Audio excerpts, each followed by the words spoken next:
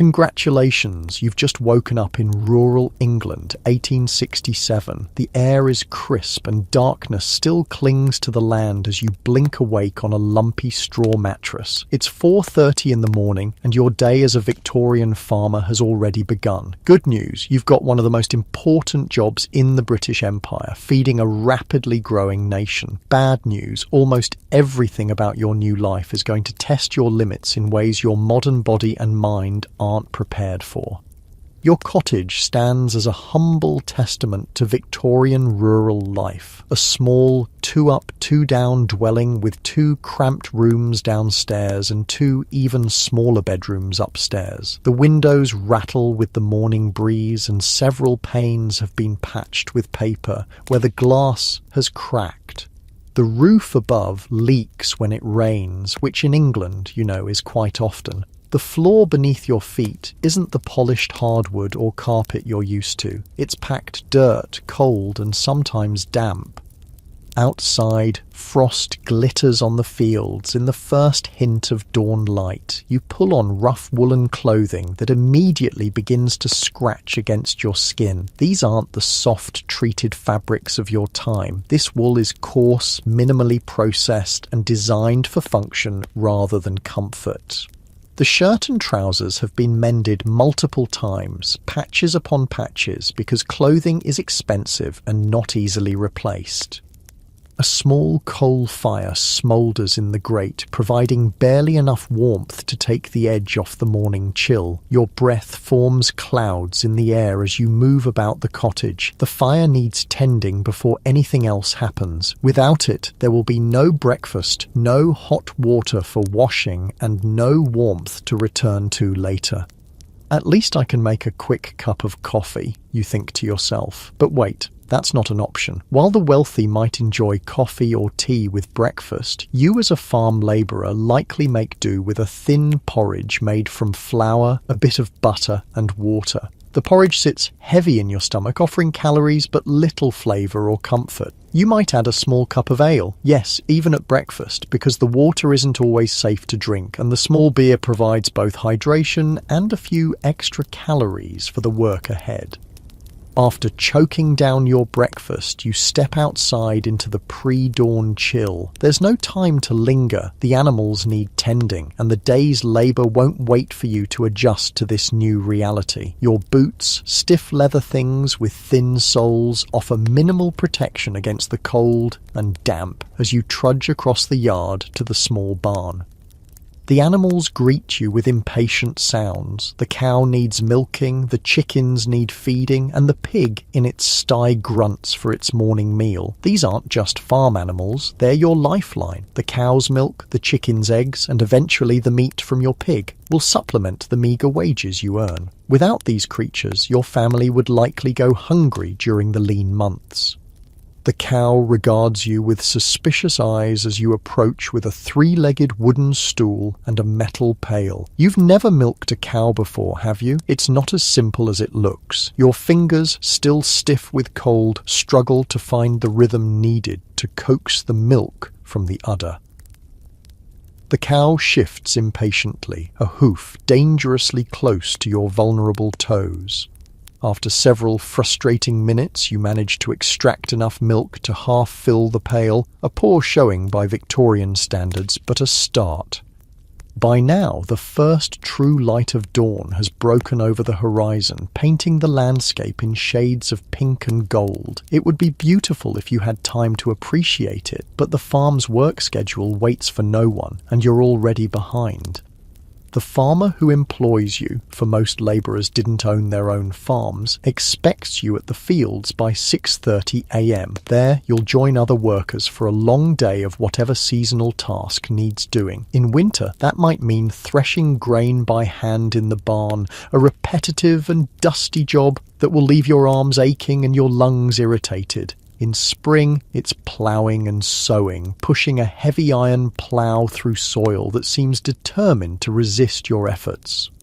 Summer brings the endless weeding and tending of crops, while autumn heralds the most intense work of all, the harvest, where every able body works from dawn until well after dusk to bring in the crops before rain can ruin them.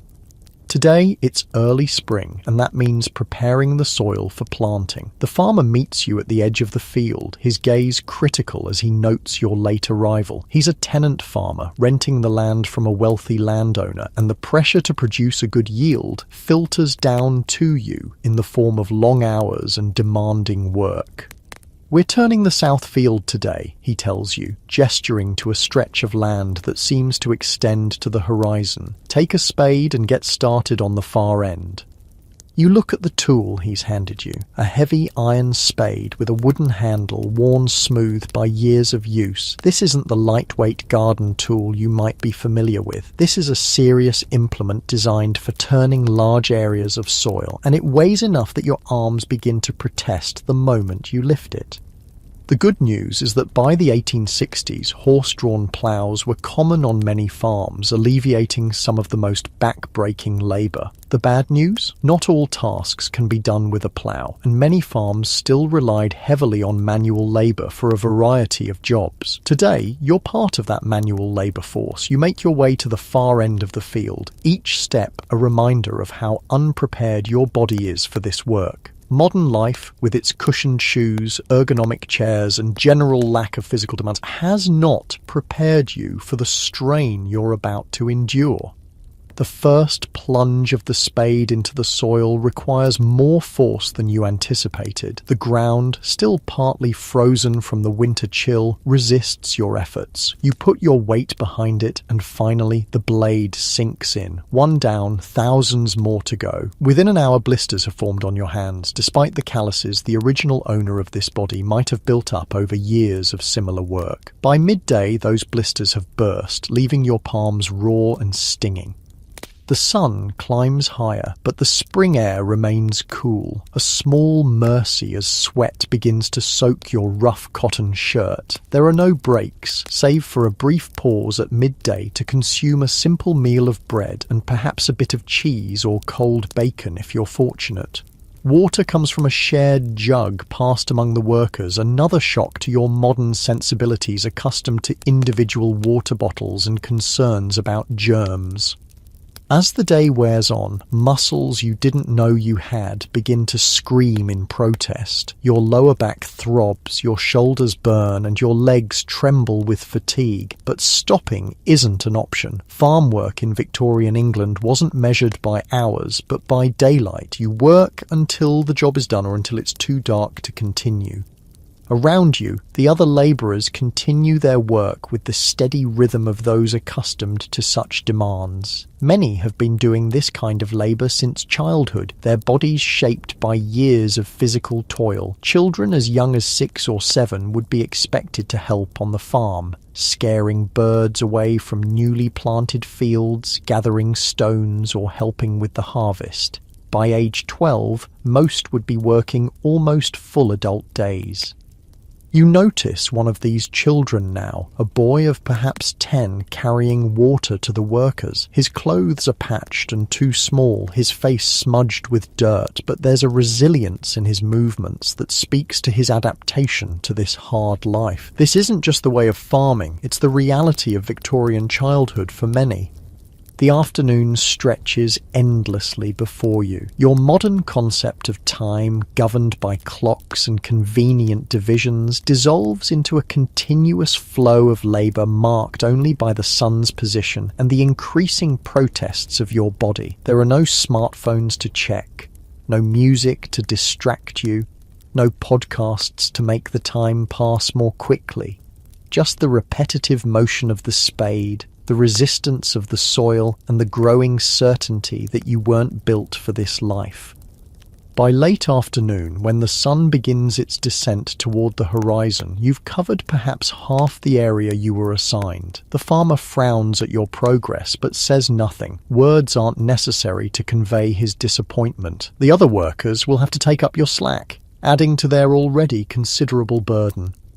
As twilight approaches, you're finally allowed to set aside your tools and begin the trudge back to your cottage. Every step is an effort, your muscles trembling with exhaustion, your hands raw and bleeding in places. You've completed less than a full day's work by Victorian standards. and already you're more physically depleted than you've ever been in your modern life. Back at the cottage, there's no hot shower waiting to soothe your aching muscles. Instead, there might be a basin of cold water for a cursory wash of face and hands before the evening meal. Another simple affair of perhaps potatoes, cabbage, and if you're lucky, a small piece of salt pork or bacon. Meat was a luxury for farm labourers, often reserved for Sundays or special occasions. Your small vegetable garden and the animals you tend are crucial supplements to this diet. Without them, malnutrition would be a constant companion, as it was for many poor rural families. The physical demands of farm labour required substantial calories, but the wages rarely stretch far enough to provide adequate nutrition. After eating, there are still evening chores, animals to feed again, perhaps wood to chop for tomorrow's fire, water to fetch from the well or pump. Even your children, if you have them, are not exempt from these tasks. Everyone works in a Victorian farm family. It's the only way to survive. When darkness falls completely, illumination comes from perhaps a single candle or an oil lamp, if you can afford it. This weak light is nothing like the bright electric lights you're accustomed to. Reading, if you're even literate, becomes a strain on the eyes, and most activities requiring fine detail must wait for daylight. You collapse onto your bed, every muscle screaming, your hands throbbing, your back a mass of pain. Sleep, at least, should come easily after such physical exertion, but the bed itself presents another challenge to your modern sensibilities. The mattress is stuffed with straw that crackles with every movement, lumpy and offering little support. The blankets are heavy but not particularly warm, and you may be sharing your sleeping space with other family members or even small livestock in the coldest weather. As you lie there in the darkness, the magnitude of the gap between your modern life and this Victorian reality settles over you. It's not just the physical hardship, though, that's considerable. It's the relentlessness of it all, the knowledge that tomorrow will bring the same demands, and the day after, and every day. There are no weekends off, no paid vacations, no sick days. If you don't work, you don't eat, regardless of how your body feels about the arrangement. Farm labourers typically worked 6 full days a week, with only Sunday as a day of rest, and even then, animals still needed tending. Holidays were few and centred around religious observances or harvest celebrations. The rhythm of life followed the seasons and the sun, not the artificial constructs of the modern work week. And what about when illness strikes, as it inevitably will in a time before antibiotics, modern sanitation, or effective medical treatments? A simple infection from those blisters on your hands could lead to serious complications. A winter cold could develop into pneumonia.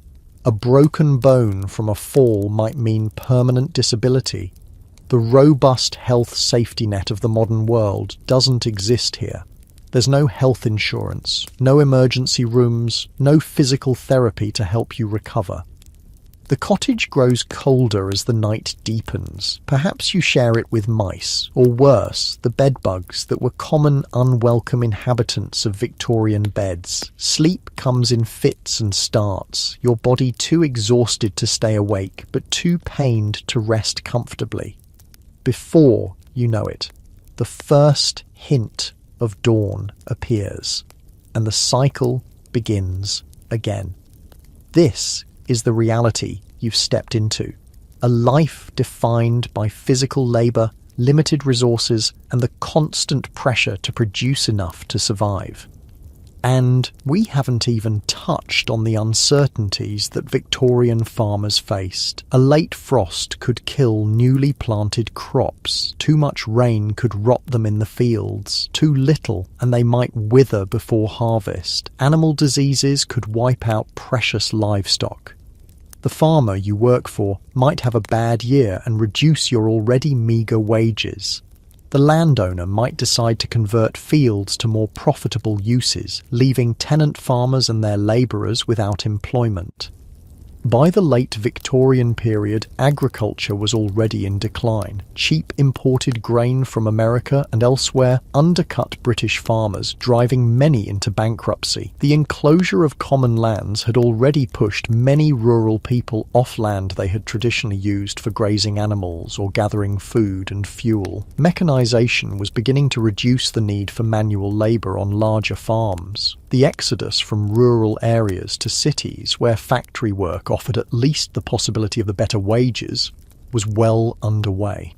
Despite these challenges, farming remained the backbone of English society throughout the Victorian era. Without the labour of farmers and farm workers, the rapidly growing urban population would have starved, and the Industrial Revolution that transformed Britain might have faltered for lack of food to sustain its workforce.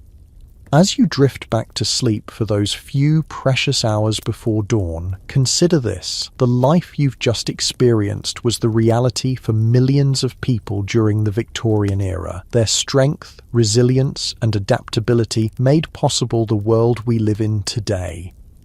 The comforts we take for granted, from abundant food to labour-saving devices to medical care, exist because generations before us endured hardships we can scarcely imagine. So why wouldn't you last a day as a Victorian farmer? It's not just about the physical demands, though those are formidable. It's about a fundamentally different relationship with work, time, comfort, and survival itself. Modern life has insulated us from many of the harsh realities our ancestors faced daily. We've lost the calluses, both literal and figurative, that made such a life endurable. And yet there's something to be said for the connection to the land, the seasons, and the direct results of one's labour that Victorian farming provided. In our modern world of abstraction and disconnection, where few of us produce anything tangible and many are separated from the natural world by layers of technology and urbanisation, perhaps there's something to be learned from this demanding but straightforward existence.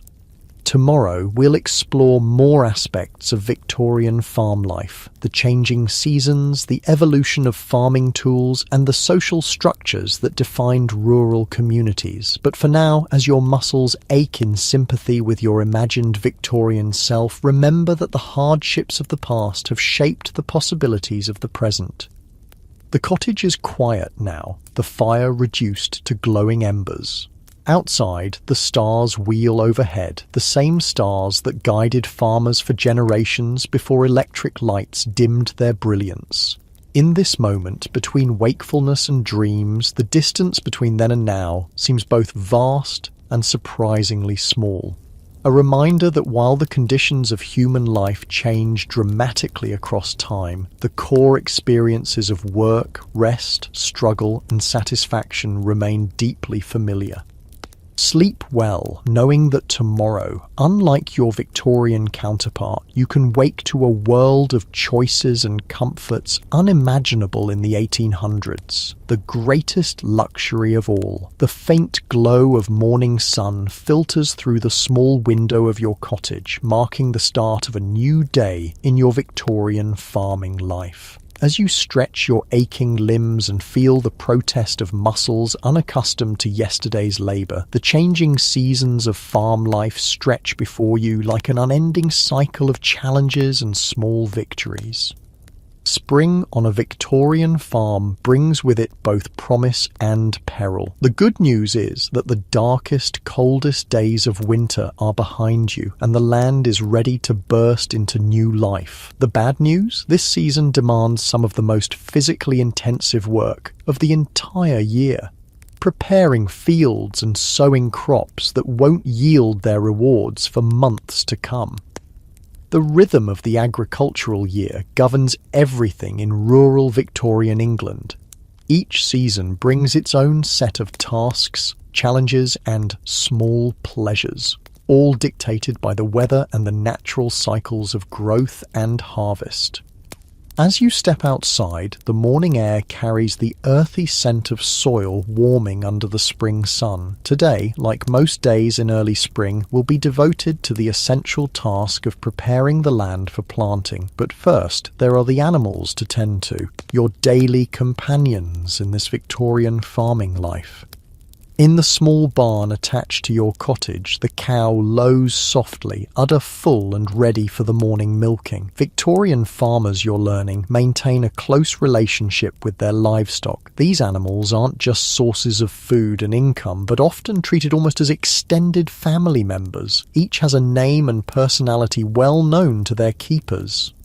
Your cow, Daisy, is more patient with your clumsy milking attempts this morning. Your hands, raw from yesterday's blisters, struggle with the task, but you're beginning to find the rhythm that makes the milk flow more easily into the pail. The sound of milk hitting the metal creates a gentle, musical pinging that marks the start of every farming day.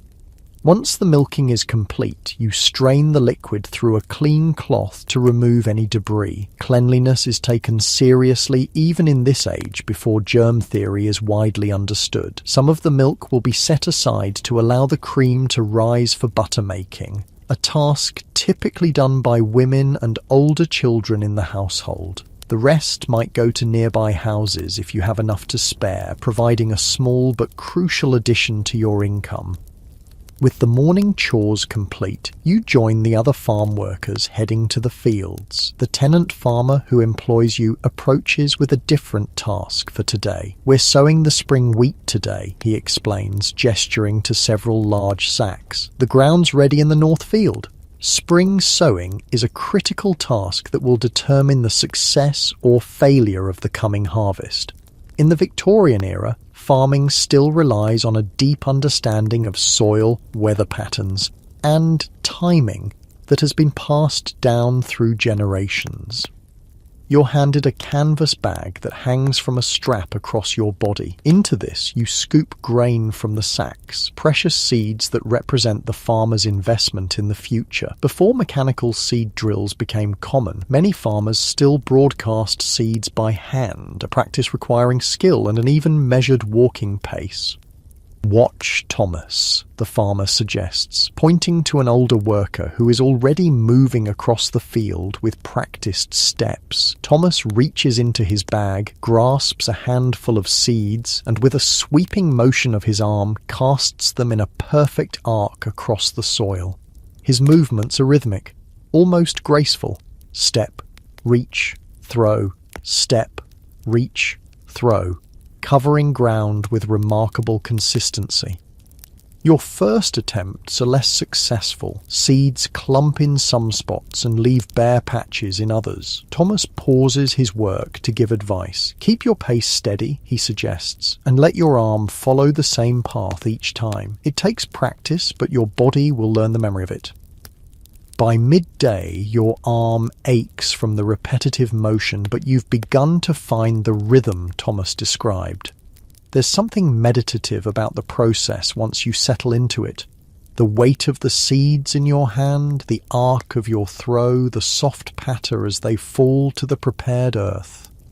Behind the seed broadcasters come workers with harrows, large rake-like implements pulled by horses that cover the seeds with soil. This partnership between man and beast is essential to Victorian farming. The horses are powerful draft animals, bred for their strength and endurance. Usually Shire horses or Clydesdales with broad chests and thick feathered legs that seem like moving pillars as they pull equipment across the fields. Working alongside these animals requires a relationship of trust and clear communication. The ploughmen and drivers talk to their horses constantly, using special words and clicks to direct their movements. G to turn right, haw to turn left, a specialized language developed over centuries of partnership. The horse's breath creates clouds in the cool spring air as they strain against their harnesses, their massive muscles rippling with effort. The metal harrow bounces and scrapes across the freshly seeded ground, covering the precious grain and protecting it from hungry birds that circle hopefully overhead. While the men work the fields, women's labour is equally vital to the farm's success, though often less visible in historical accounts. Inside the farmhouse and cottage, the farmer's wife and daughters, along with female workers, manage a continuous cycle of essential tasks. In the dairy, women churn butter and make cheese, activities requiring strength, skill, and careful timing. The butter churn, a tall wooden barrel with a staff inside, demands constant, vigorous pumping to transform cream into butter. It's an exhausting process that might take hours of repetitive motion before the cream suddenly breaks and forms butter globules. Cheese making is even more complex, involving careful temperature control, the addition of rennet, an enzyme from calves' stomachs that causes milk to separate into curds and whey, and the pressing and aging of the final product. A good cheesemaker is highly valued, their skills often passed down through generations.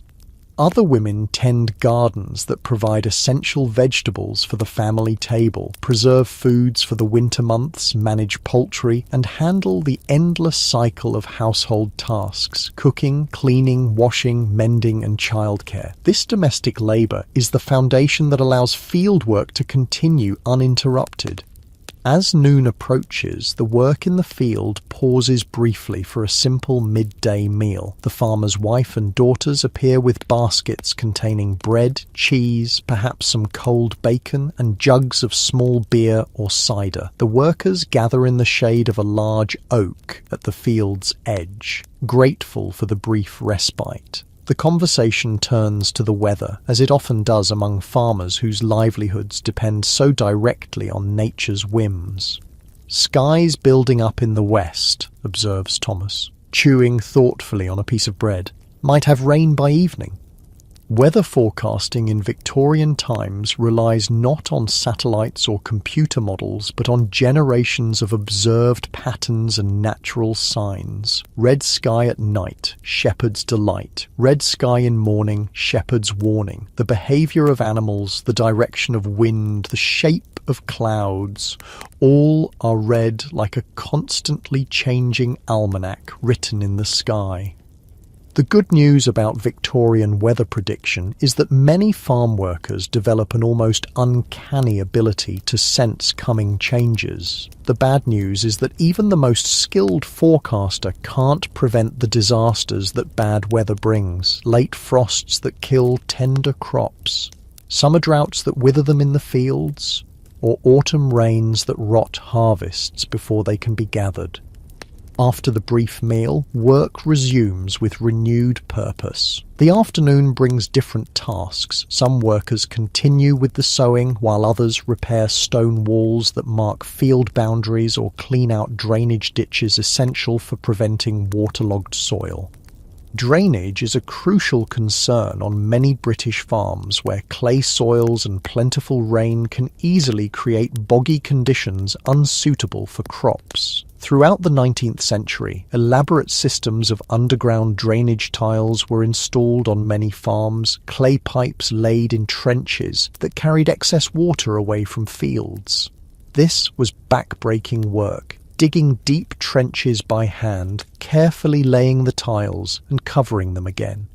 As the afternoon wears on, dark clouds begin gathering on the western horizon, confirming Thomas's prediction. The wind picks up, carrying the earthy scent of coming rain. The farmer surveys the sky with a practiced eye and calls for the day's work to end earlier than usual.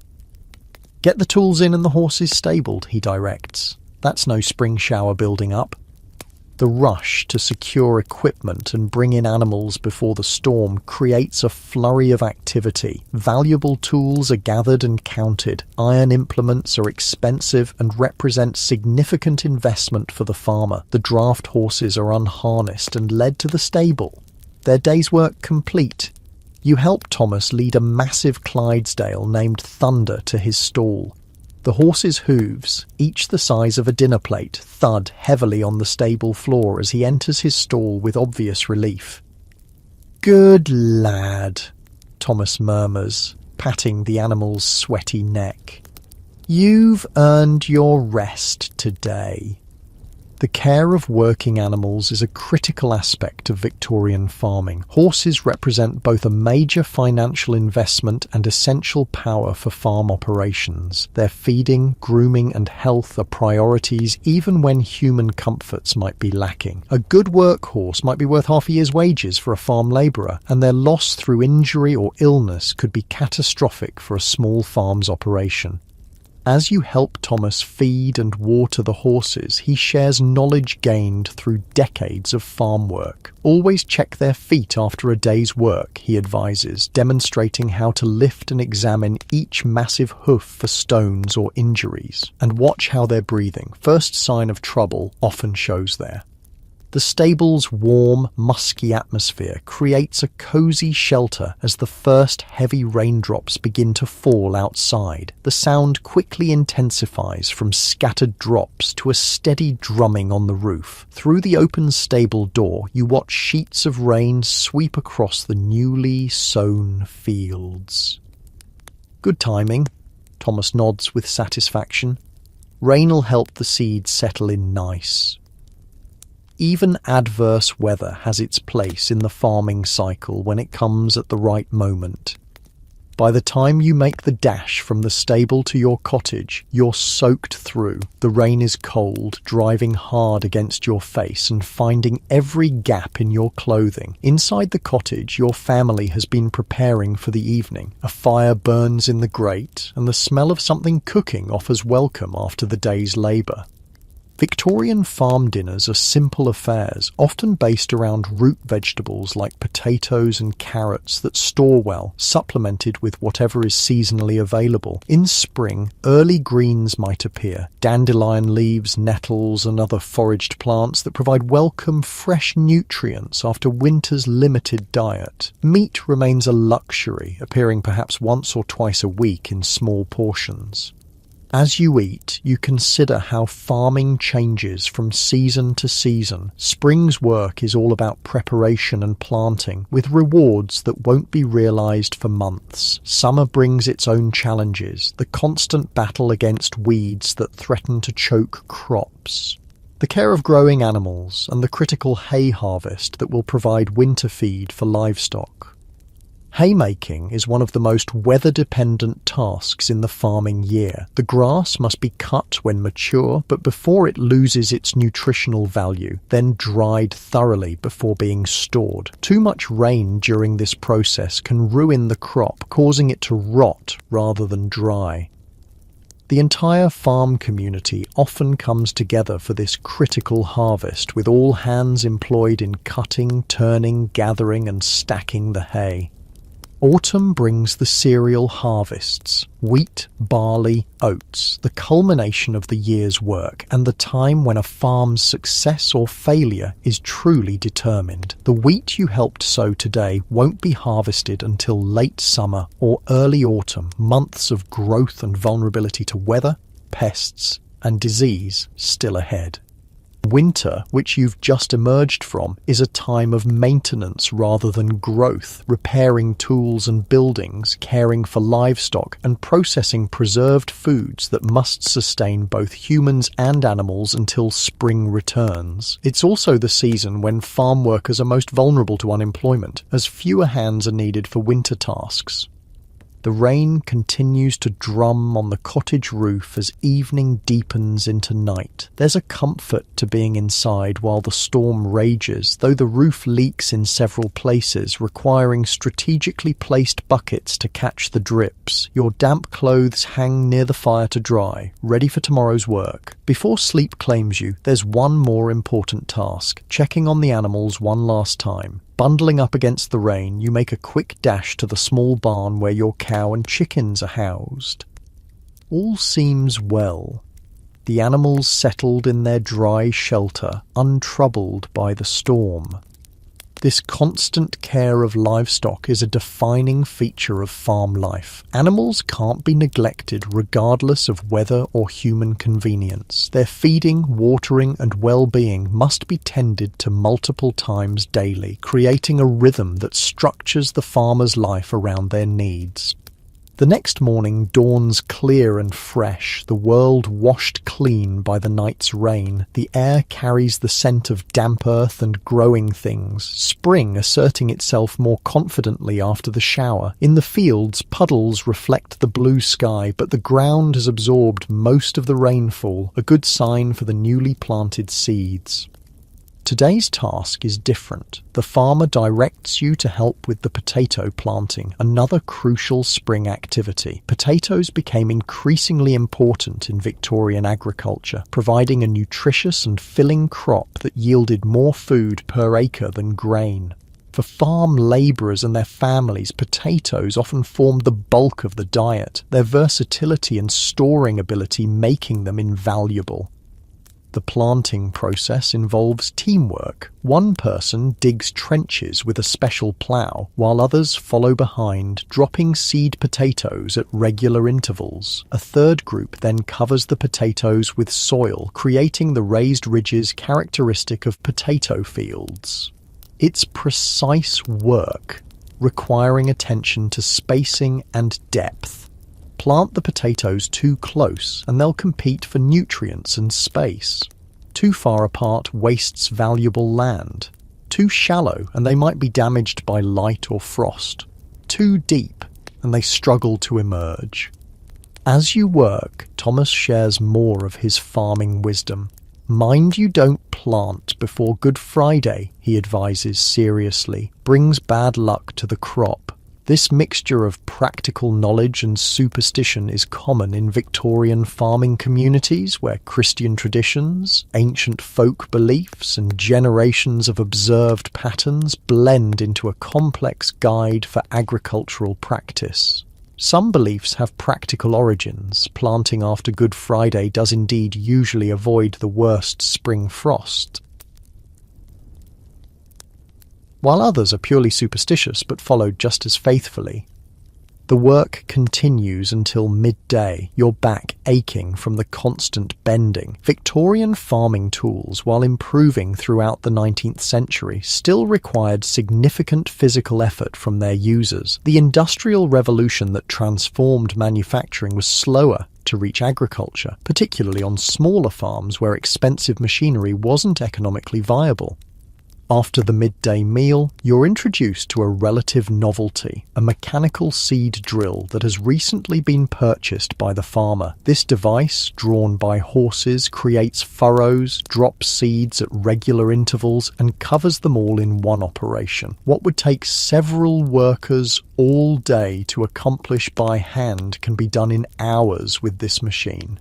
Future of farming, that is, Thomas comments, though his tone suggests mixed feelings about the innovation. For farm workers, such machinery brings efficiency, but also the threat of reduced employment. A single machine operated by one man might replace several labourers, a concern in communities where alternative employment is scarce. By the 1860s, various machines were transforming aspects of farming. Mechanical reapers for harvesting grain, threshing machines that separated grain from stalks far faster than hand flailing, and steam-powered equipment that began to replace horsepower on larger farms. Yet, adoption was uneven, with many smaller farms continuing to use traditional methods well into the late 19th century. As afternoon turns toward evening, the physical toll of consecutive days of farm labour becomes increasingly apparent. Your modern body, unused to such sustained exertion, protests with every movement. Muscles you didn't know existed ache deeply, and your hands, despite developing calluses, remain tender and sore. Victorian farm workers developed physical conditioning that modern people can scarcely imagine. Years of manual labour from childhood created bodies adapted to specific tasks. Broad shoulders and strong backs for ploughing, nimble fingers for detailed tasks like shearing or milking, endurance that allowed for 12-hour workdays throughout the growing season. The good news is that your body would eventually adapt to these demands if you remained in this time. The bad news is that such adaptation often came at a cost. Joint problems, early arthritis, and other physical ailments that frequently plagued agricultural workers as they aged. The medical realities of Victorian rural life present another stark contrast to modern expectations. Minor injuries that today would warrant little concern, cuts, sprains, or broken bones, could be debilitating or even life-threatening in a time before antibiotics and modern medical procedures. Farm accidents were common and often serious. Horses could kick or trample, machinery could catch clothing or limbs, tools could slip with devastating consequences. Even without accidents, the cumulative damage of hard physical labor took its toll over time, aging workers prematurely. When illness struck, treatment options were limited. Country doctors, if available at all, had few effective medicines and limited diagnostic tools. Many rural families relied primarily on traditional remedies, herbal preparations, poultices, and treatments passed down through generations, some effective, others merely traditional with little medical value. The evening brings another aspect of Victorian farm life, the social connections that bound rural communities together. As you finish the day's work, one of the other labourers mentions that the blacksmith's forge will be open late tonight, with several farmers gathering there. The village blacksmith represents a crucial support for agricultural communities. Not only does he create and repair essential metal tools and implements, but his forge often serves as an informal gathering place where news is exchanged, deals are made, and community bonds are strengthened. The blacksmith's shop glows with orange light as you approach, the rhythmic clanging of hammer on anvil audible from a distance. Inside, the heat from the forge creates a welcome warmth against the cool spring evening. Several local farmers and workers have already gathered, perched on makeshift seats or leaning against walls as they talk. These informal gatherings serve multiple purposes in rural Victorian society. They allow for the exchange of practical information, weather observations, reports of crop conditions, news of livestock diseases to watch for. They provide opportunities for workers to hear about employment possibilities or for farmers to arrange labour for upcoming busy periods. And perhaps most importantly, they offer connection and community in a time before electronic communications and mass media. The conversations you overhear touch on local concerns, a neighbouring farmer's difficulties after a poor harvest the previous year, speculation about market prices for the coming season, discussion of new farming techniques being tried on a large estate several miles away. Politics enters the conversation occasionally, particularly concerns about cheap grain imports from America that are increasingly threatening British farmers' livelihoods. This economic pressure is beginning to transform British agriculture during the Victorian period. The repeal of the Corn Laws in 1846 removed tariff protections for British grain, opening markets to foreign competition. As transportation improved, particularly with steamships crossing the Atlantic, American grain produced on vast mechanized farms began flooding British markets at prices local farmers couldn't match. The result is a gradual but profound shift in British farming practices. Many farmers are moving away from grain production toward livestock raising and dairy farming, areas where foreign competition is less severe. Others are adopting new methods and technologies in attempts to improve efficiency and reduce costs.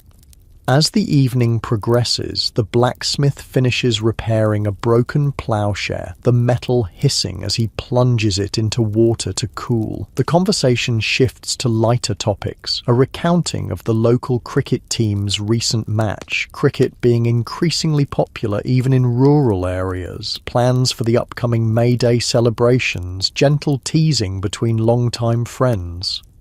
You notice how dialect and local expressions colour the speech around you. Victorian rural communities often maintained distinctive local vocabularies, particularly for farming implements and practices. What might be called one thing in Kent could have an entirely different name in Yorkshire, reflecting the relative isolation of communities before modern transportation and communication networks homogenised language. The night grows late, and people begin drifting homeward, knowing dawn will bring another early start. You make your way back to your cottage under a sky brilliant with stars, another aspect of Victorian life notably different from modern experience. Without electric lighting creating light pollution, the night sky in rural areas displayed astronomical features now visible only in the most remote locations. At the cottage, preparations for sleep are simple. Washing up with water from a basin, changing into nightclothes that double as undergarments, banking the fire to maintain some warmth through the night. The rhythm of the farming day, early to rise, work with the daylight, early to bed, follows patterns established by the fundamental needs of agricultural life rather than arbitrary modern schedules. As you settle onto the straw mattress, your body's fatigue quickly overcomes the discomfort of the bed. Through the small window, moonlight casts soft shadows across the room. The only sounds are the occasional lowing of cattle in nearby fields, the soft murmur of wind in trees, the distant hooting of an owl hunting across moonlit meadows. This sensory landscape of Victorian rural nights, the darkness broken only by moon, stars and perhaps distant lantern light, the naturalness of sounds uninterrupted by engines or electronic devices, the earthy smells of soil, animals and growing things creates an environment profoundly different from modern nights with their artificial light, manufactured sounds and distance from natural processes. Sleep comes quickly, your dreams filled with the images and sensations of this new reality, the weight of iron tools in your hands, the smell of freshly turned earth, the rhythmic movement of horses across fields, the texture of seeds flowing through your fingers as you cast them into furrows that will, with time and favourable weather, yield the sustenance upon which this society depends.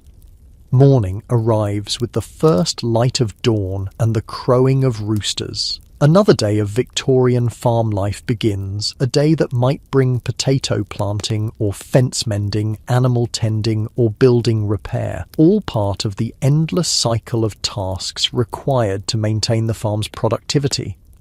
As spring advances into early summer, you witness the results of earlier labours beginning to show. Tender green shoots emerging in the wheat fields, potato plants pushing through the soil in neat rows, fruit trees in the small orchard behind the farmhouse covered in blossoms that promise autumn bounty.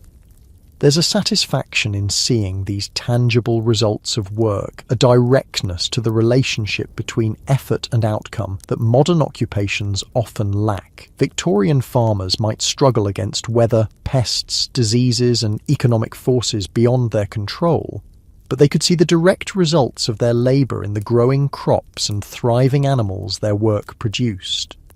This connection to natural cycles and visible outcomes created meaning in work that, despite its physical demands and limited material rewards, offered something increasingly lost in the industrial jobs that were drawing many rural workers to cities during this period, a sense of purpose and connection to both land and community that transcended mere economic transaction.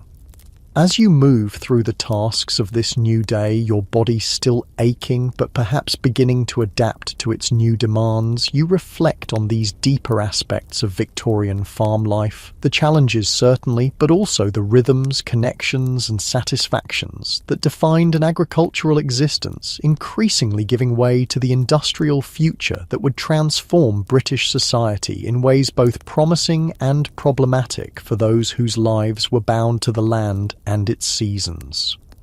The warm sun of early summer bathes the farmland in golden light as you step outside your cottage. Several weeks have passed since your arrival in Victorian farming life, and the landscape has transformed with the advancing season. The wheat fields that were bare soil when you helped with the sowing now wave with knee-high green stalks. The vegetable garden beside your cottage flourishes with rows of peas climbing their supports, potato plants spreading their leaves, and cabbages forming tight heads amid the rich soil. Your body, too, has begun a transformation of sorts. The blisters on your hands have hardened into calluses, providing some protection against the constant friction of tools and ropes. Muscles that initially screamed in protest at each day's labour now accept their fate more quietly. Though the work remains demanding beyond anything in your modern experience, you've developed what Victorian farmers call condition. The lean, sinewy strength built through consistent physical labour rather than deliberate exercise. Today brings a new and essential summer task: haymaking. The sweet smell of mown grass drifts across the farm as you approach the meadow where work is already underway. Haymaking is critical to Victorian farming success, as the dried grass will feed livestock through the winter months, when fresh grazing is unavailable. It's also one of the most weather-dependent and communal activities of the farming year. "We've got 3 good days of sunshine ahead," the farmer announces with evident satisfaction. Perfect timing for the hay harvest. This fortune with the weather is crucial, as the cut grass must dry thoroughly before being stored. Hay gathered while still damp can heat up in storage, sometimes enough to cause spontaneous combustion that could destroy barns and even claim lives. Many a Victorian farmer lost everything to such fires, turning the year's good fortune to disaster in a single night. The haymaking process begins with cutting the grass, a task traditionally done with scythes. Despite the growing availability of mechanical mowers by the mid-Victorian period, many smaller farms still relied on these ancient hand tools. You watch as Thomas and other experienced workers swing their scythes in long, smooth arcs, the curved blades slicing through the grass with hypnotic rhythm. Scything is an art that takes years to master. The mower must maintain the proper angle of the blade, the right arc of the swing, and a steady forward pace, all while keeping the blade sharp enough to cut cleanly rather than tear the grass. A good mower moves with an almost dance-like quality, using the whole body rather than just arm strength to power the blade. "Would you like to try?" Thomas asks, noticing your observation. He offers his scythe, showing you how to grip the wooden handles, the nibs or snaths, positioned along the curved wooden shaft. Your first attempts are clumsy, the blade catching in the ground or skimming over the top of the grass without cutting it. "Keep your body turning smoothly," Thomas advises, demonstrating the gentle twisting motion that provides power to the swing, "and let the blade do the work. Don't force it." After several frustrating attempts, you begin to find the rhythm, experiencing brief moments when everything aligns and the blade slices cleanly through a swath of grass. It's satisfying in a profound way, this direct connection between your body's movement and the transformation of the landscape, unmediated by engines or electronics. While the men cut the grass, women and children spread it out with wooden rakes and pitchforks to dry evenly in the sun. This turning of the hay happens several times a day, exposing wet undersides to the sun's warmth. The entire process requires good weather for at least 2 or 3 consecutive days, a blessing not always granted in England's changeable climate. The meadow becomes a hub of activity, with workers of all ages participating in this critical harvest. Young children too small for heavier tasks run errands, carry water, or chase away birds that might be attracted to insects disturbed by the cutting. Older children turn hay alongside adults, learning skills they'll need throughout their farming lives. This intergenerational work environment characterises much of Victorian rural life. Rather than being segregated by age as in modern schools and workplaces, communities functioned as unified bodies where each person contributed according to their ability from a young age. Children as young as 6 or 7 had meaningful roles in farm work, gradually taking on more responsibility as they grew.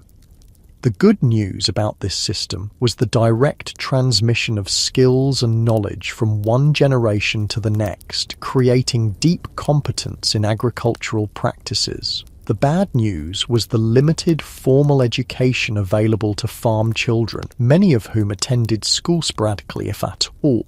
Their education subordinated to the immediate needs of farm work. By the mid-Victorian period, efforts to improve rural education were underway. The Education Act of 1870 established a framework for schooling children aged 5 to 13, though it wasn't until the early 20th century that education truly became universal and compulsory. During your time in the 1860s, many farm children still received only the basics of literacy and numeracy before full-time work claimed them. As noon approaches, the farmer's wife and daughters appear at the meadow's edge with baskets and jugs, the midday meal for the haymakers. Haymaking days traditionally feature better than usual food, recognition of the intensive work being performed. Instead of the usual bread and cheese, there might be cold meat, pies, or even cake alongside the ever-present cider or small beer. The meal is taken in the shade of hedgerows or trees at the field's edge, workers sprawled on the sweet-smelling cut grass as they eat. Conversation flows easily, the shared labour creating camaraderie across the usual social divisions. Even the farmer himself might join the workers for this meal rather than eating separately, the urgent communal work of the harvest temporarily bridging class distinctions. After the brief respite, work resumes with increased urgency. The afternoon sun is hot, and you feel sweat soaking through your shirt as you help turn partially dried hay with a wooden rake. The physical demands are considerable, but there's a festive quality to haymaking not present in solitary tasks. The shared labour, the knowledge that everyone's contribution matters to the final outcome, the satisfaction of seeing the meadow gradually transform as neatly turned rows of drying hay replace the standing grass. By late afternoon, Thomas announces that the hay turned earliest in the day is ready for gathering into haycocks, small conical piles that protect the hay from dew while allowing continued drying. You learn to gather armfuls of hay and arrange them with the stems pointing outward and downward, creating structures that will shed rain if unexpected showers come during the night. The haycocks dot the field like small golden tents as the day's work concludes. Tomorrow, if the weather holds, the process of turning and drying will continue, with the earliest cut hay possibly ready for storage by day's end. As you walk back toward your cottage in the evening light, your body aching but satisfied with the day's accomplishments, you notice activity at a neighbouring farm. A horse-drawn wagon loaded with various goods is pulling away, and several people stand talking in the yard. That's the travelling peddler, Thomas explains, following your gaze. Comes through every few weeks with goods from town, brings news too, and sometimes letters for those who have family away. In the days before rural mail delivery, village shops, and easy transportation to towns, these travelling salesmen provided vital connections between isolated farms and the wider world. They carried everything from needles and thread to cloth, simple medicines, small tools, and luxury items like sugar or spices that weren't produced locally.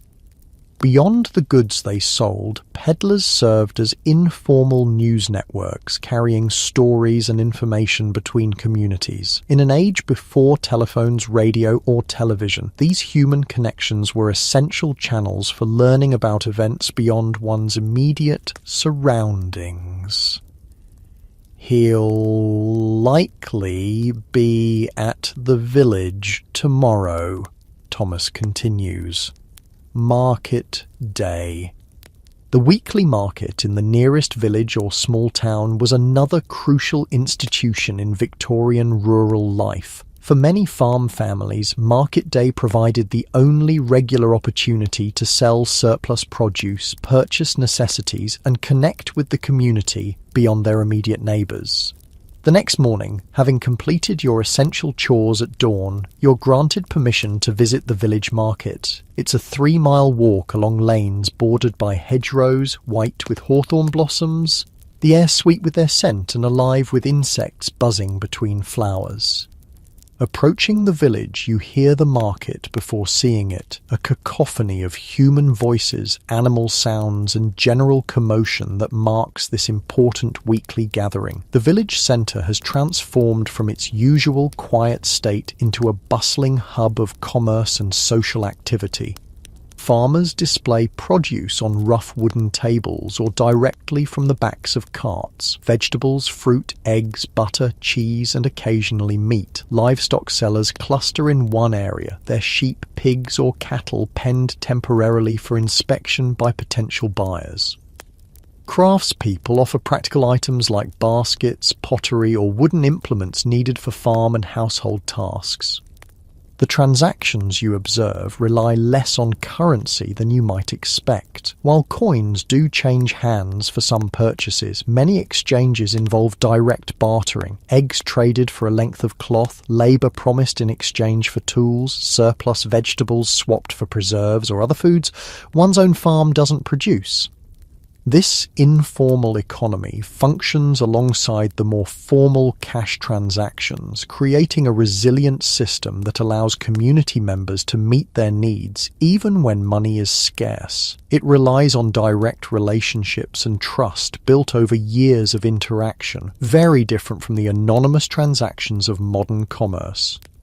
Beyond its economic function, market day serves crucial social purposes. Farm families who might go days without seeing anyone outside their immediate household use this opportunity to exchange news, arrange future cooperative work, discuss common problems, seek advice, and maintain the community bonds essential to rural survival.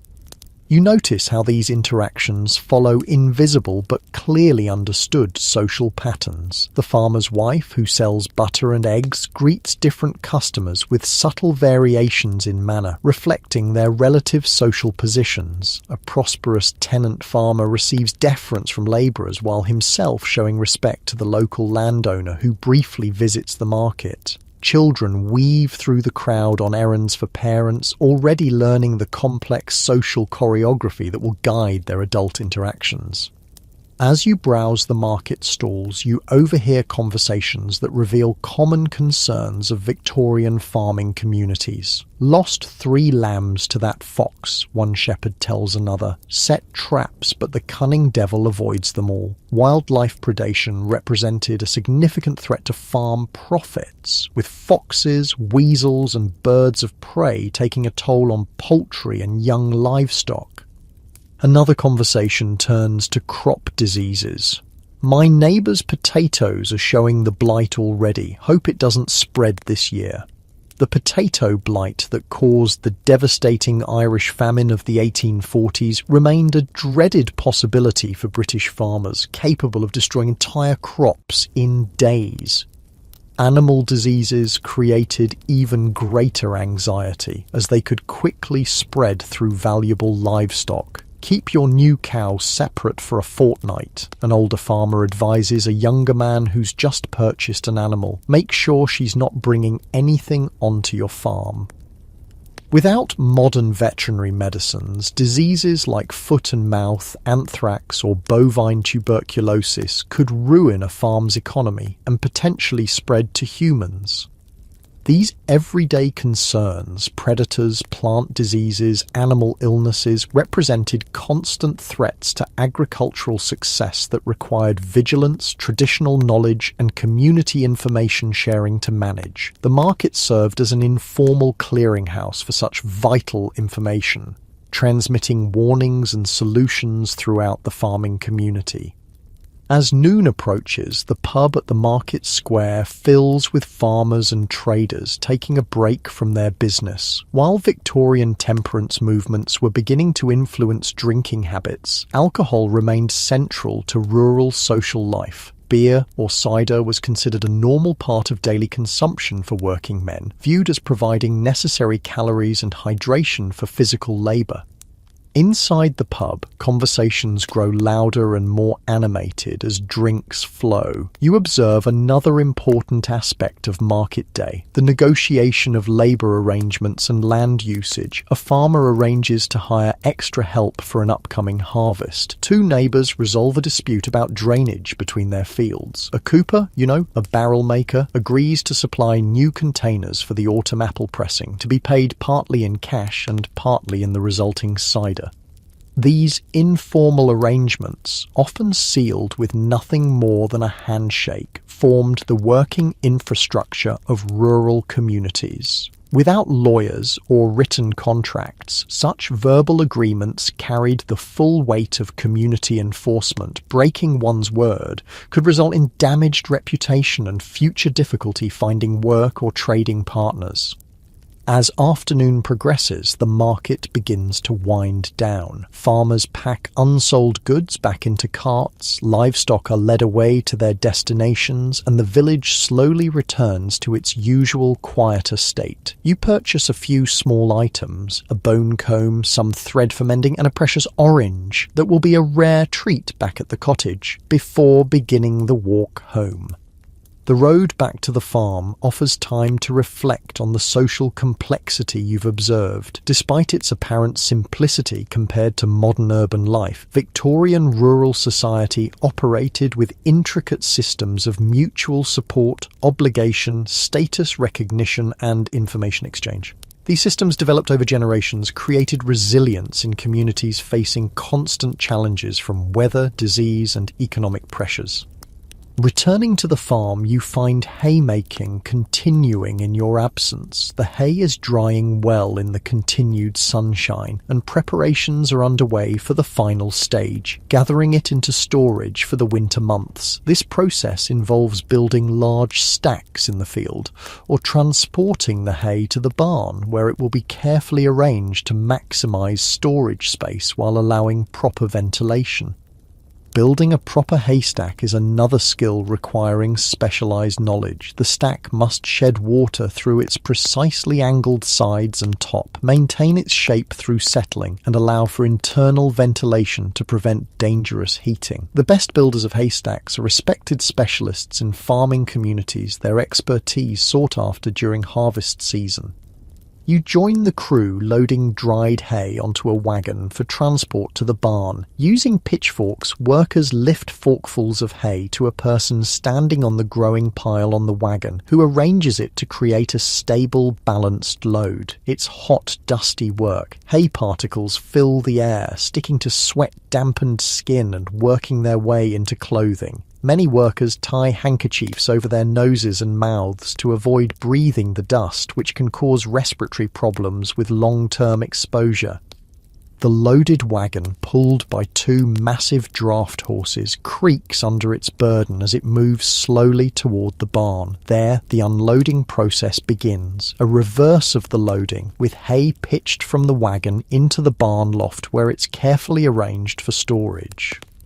Workers move in coordinated patterns developed over years of shared labour, minimising wasted motion and maximising efficiency in a way no written manual could capture. As the golden evening light slants across the farmyard, the day's final wagon load is secured in the barn. The satisfaction of completed work is palpable among the crew. This hay represents security against winter hunger for the farm's animals, which in turn means security for the humans who depend on them. Later, as you wash away the day's dust and sweat with water from a basin in your cottage, you reflect on another crucial aspect of Victorian farming, its vulnerability to forces beyond human control. Despite all the skill, knowledge, and labour invested in agricultural production, success or failure ultimately depended on factors farmers could influence but never fully master.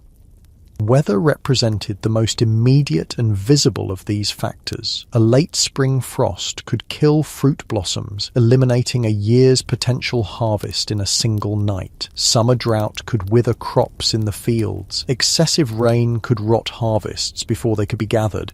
Hail could flatten standing grain in minutes. Early winter storms could kill livestock caught in the open.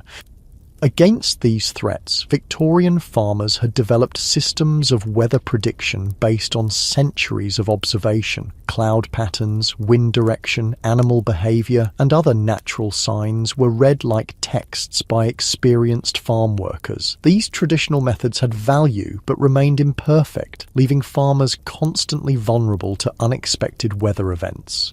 Market forces created another layer of uncertainty. The price a farmer might receive for crops or livestock fluctuated based on factors far beyond local control. Harvests in other regions, import policies, transportation costs, urban demand, and broader economic conditions all influenced farm income in ways difficult to predict or manage from the isolated position of a rural producer. During the Victorian period, these economic pressures intensified as agriculture became increasingly commercialised and integrated into national and international markets.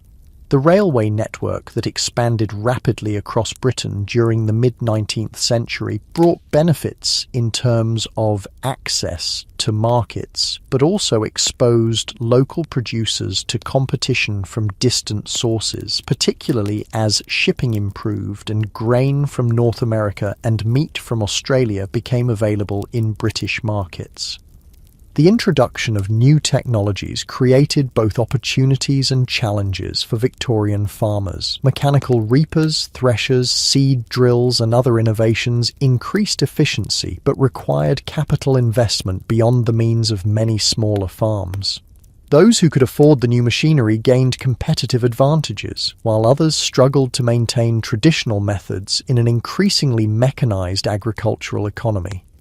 These overlapping vulnerabilities to weather, market forces, technological change, and myriad other factors created a context of persistent uncertainty for Victorian farming communities. In response, they developed intricate social support systems, from informal labour sharing to more structured arrangements like friendly societies that provided basic insurance against illness or funeral costs. As darkness falls outside your cottage window, the farm grows quiet except for occasional animal sounds. Another day of Victorian agricultural life concludes, one small piece in the ancient cycle of growth, harvest, and renewal that has shaped human experience since the earliest settlements. You've begun to understand, in your body and mind, something of what it meant to live within this cycle as a Victorian farmer. The physical demands, the specialised knowledge, the social interconnections, the seasonal rhythms, and the constant negotiation with forces beyond human control. This understanding, gained through direct experience rather than abstract learning, offers insight into a world increasingly remote from modern life yet foundational to the society we've inherited. Sleep comes quickly after the day's exertions, your dreams filled with the sensory richness of this Victorian rural existence. The smell of fresh-cut hay, the texture of soil between your fingers, the sound of scythes slicing through grass, the taste of simple food made satisfying by honest hunger, the sight of stars wheeling above fields your labour has helped to cultivate. The calendar turns to August, and the Victorian farming landscape transforms again. The haymaking that occupied your days earlier in summer has been completed successfully, the barn's loft packed with sweet-smelling dried grass that will sustain the farm's animals through the winter months. Now comes the most critical period in the farming year, the grain harvest. Dawn breaks earlier than you'd like after another night of deep sleep born of physical exhaustion. The roosters haven't even begun their morning calls when you rise, dress quickly in the pre-dawn darkness, and step outside your cottage. The air carries a different quality now. Still warm, but with the first subtle hints that summer's heat will eventually yield to autumn's cooler embrace. Today marks the beginning of the wheat harvest, the culmination of work that began months ago when you helped sow these same fields. The golden stalks stand tall across acres of land, heavy heads nodding gently in the morning breeze. This crop represents not just food, but economic survival for the farm and its workers. A successful harvest means security through the coming year. A poor one could mean hardship or even ruin. You join other workers gathering near the barn where the farmer distributes tools and assigns sections of the field to different teams. Despite the growing availability of mechanical reapers by the 1860s, many farms, especially smaller ones, still harvested by hand using tools that would have been familiar to farmers centuries earlier. Thomas hands you a sickle, a curved blade attached to a short wooden handle. Unlike the long-handled scythe used for haymaking, the sickle requires the user to bend close to the ground, grabbing bunches of wheat stalks with one hand while cutting them with the other. It's precise, but slow work, and harder on the back than scything.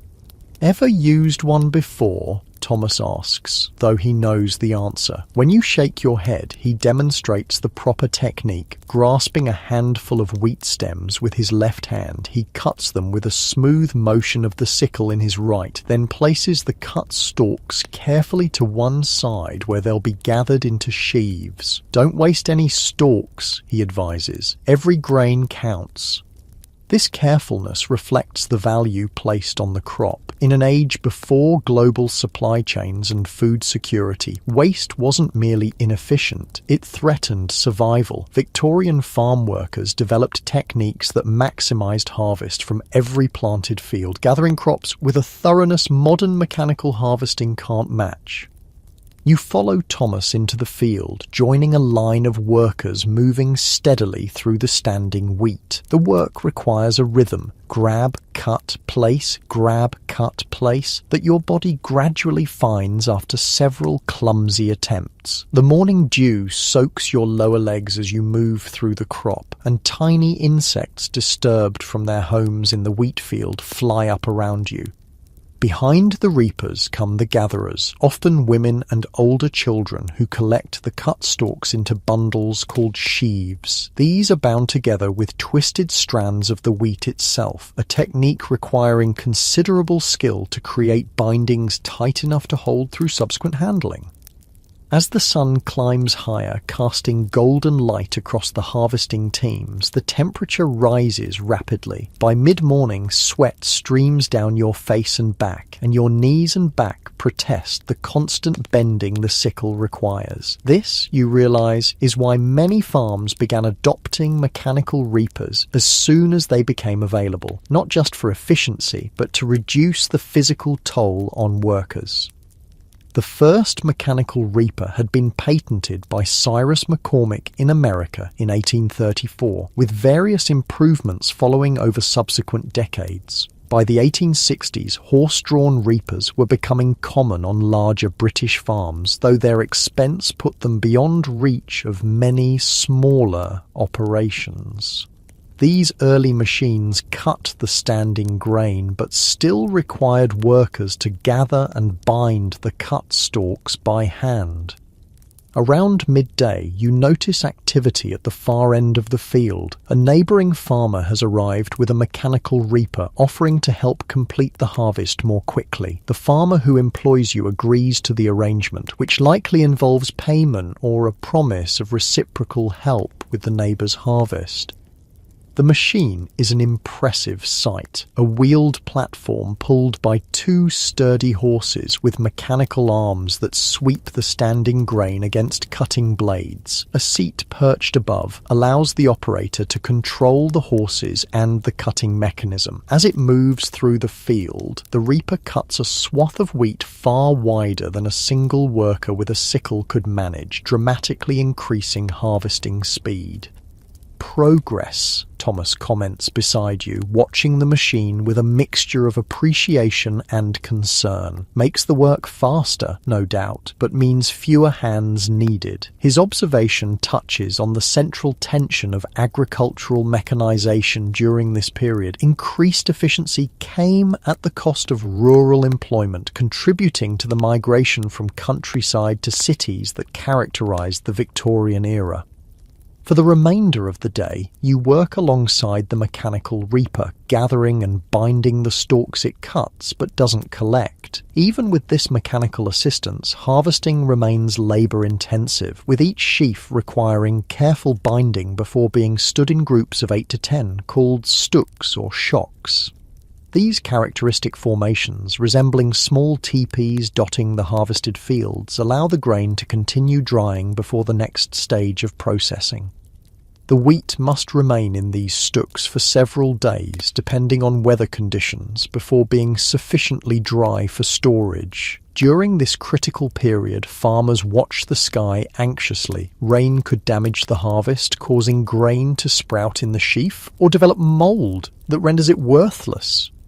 By evening, nearly half the wheat field has been harvested. Good progress for the first day, though several more days of intensive work remain before the entire crop is secured. As you walk back to your cottage, muscles aching from the unaccustomed movements the sickle required, you pass women and children gleaning in the harvested sections, carefully collecting individual stalks of grain missed during the main harvest.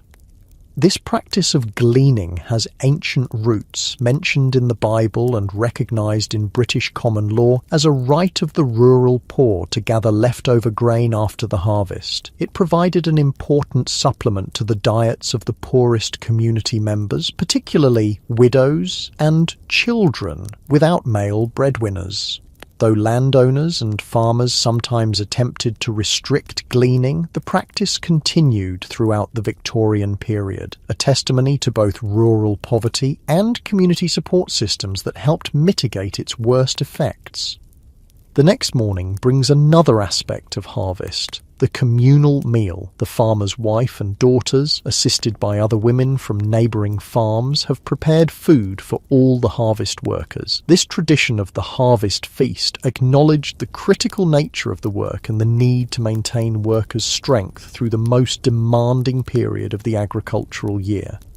The midday meal is served in the shade of a large oak at the field's edge. Bread, cheese, cold meats, pies, vegetables from the kitchen garden, and copious quantities of beer or cider. Unlike the usual daily fare, harvest meals often included meat and special dishes reserved for this important occasion. The quality and abundance of the harvest feast reflected not just practical needs, but the symbolic importance of harvest as a community event, rather than merely an economic activity. As you eat alongside the other workers, conversations flow about harvests past and present. "Remember the summer of '53?" an older worker asks. "Rain for 3 weeks straight during wheat harvest, lost half the crop to sprouting." Others nod, recalling this agricultural disaster that affected many farms in the region. "And the dry summer 2 years back," another adds. "Wheat hardly worth cutting, the yield was so poor." These shared memories of good and bad harvests form part of the community's collective knowledge, creating a perspective that extends beyond individual experience to encompass decades of agricultural cycles. After the brief respite of the meal, work resumes with renewed urgency. The wheat remaining in the field must be cut before any change in weather threatens it, and the already cut portions must be monitored for proper drying. The entire community focuses on this single priority, securing the harvest that will sustain them through the coming year. The following days follow similar patterns of intensive labour from dawn to dusk. Once properly dried in the field, the sheaves are loaded onto wagons for transport to the barn or stackyard. There, they might be built into carefully constructed stacks for longer-term storage, or prepared for immediate threshing to separate the valuable grain from the stalks and chaff. Threshing, the process that extracts edible grain from the harvested plant, evolved significantly during the Victorian period. The ancient method of flailing, beating the dried stalks with jointed wooden tools called flails, remained in use on some farms, particularly for smaller harvests or specific grains. This hand threshing was strenuous work, typically performed inside barns during winter months when fieldwork was limited.